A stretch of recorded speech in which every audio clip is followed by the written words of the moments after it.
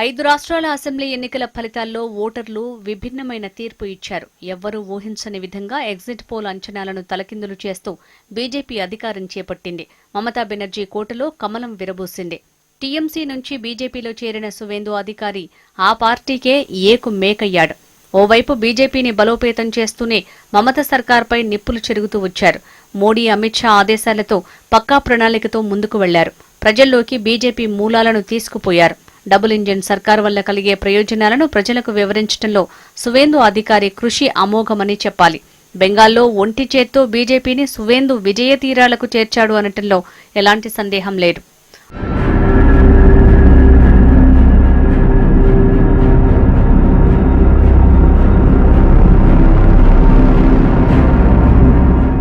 అసోంలో CM Himanta Biswa Sharma తన mark రాజకీయం చూపారు.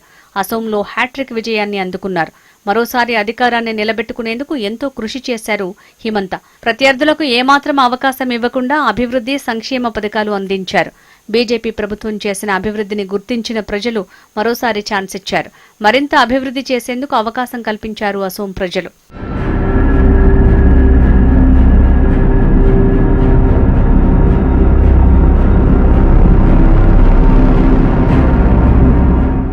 ఇక తమిళనాడులో ఊహకందని ఫలితాలు వెలువడ్డాయి. ఎగ్జిట్ పోల్ అంచనాలను రివర్స్ చేస్తూ టీవీకే పార్టీ విజయ దుందుబి మోగించింది. 2 సంవత్సరాల కాలంలోనే విజయ్ పార్టీ తమిళనాడులో దూసుకుపోయింది.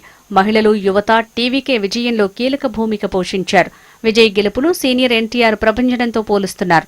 1977లో ఎంజీ రామచంద్రన్ తర్వాత తమిళనాడుకు ముఖ్యమంత్రి అయిన సినీ నటుడిగా విజయ్ 49 ఏళ్ల రికార్డును బద్దలు కొట్టారు. ఎంజీఆర్ తర్వాత ఎంతో మంది సినీ నటులు రాజకీయాల్లో తమ అదృష్టాన్ని పరీక్షించుకున్నా సక్సెస్ కాలేకపోయారు. తొలిసారి ఎన్నికల బరిలో దిగి అది కూడా సింగిల్ గా పోటీ చేసి విజయ్ గెలుపు తీరాలను చేరారు. ఇటు కేరళలో సిపిఎం ప్రధానంగా ఏర్పడిన ఎల్డీఎఫ్ కూటమికి ఓటమి తప్పలేదు. కమ్యూనిస్టుల కోటను హస్తం పార్టీ హస్తగతం చేసుకుంది. యూడీఎఫ్ కూటమి విజయకేతనం ఎగురవేసింది. వరుసగా 2 సార్లు అధికారమిచ్చిన కేరళ ప్రజలు పినరయి విజయన్ కు గట్టి షాక్ ఇచ్చారు.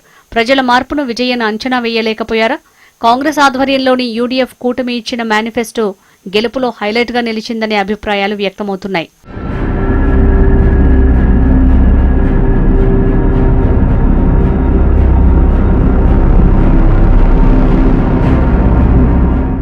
కేంద్రపాలిత ప్రాంతం పుదుచ్చేరి అసెంబ్లీని మరోసారి ఎన్డీఏ కూటమి కైవసం చేసుకుంది. ఎన్ఆర్ కాంగ్రెస్ నేతృత్వంలోని బీజేపీ కూటమి గెలుపొందింది. ఏఐఎన్ఆర్సీ పార్టీ వ్యవస్థాపకుడు ఎన్ రంగస్వామి ఇప్పటికే 4 సార్లు ముఖ్యమంత్రిగా పనిచేశారు. తాజాగా బీజేపీతో పొత్తుతో 5వ సారి ముఖ్యమంత్రి అవుతున్నారు.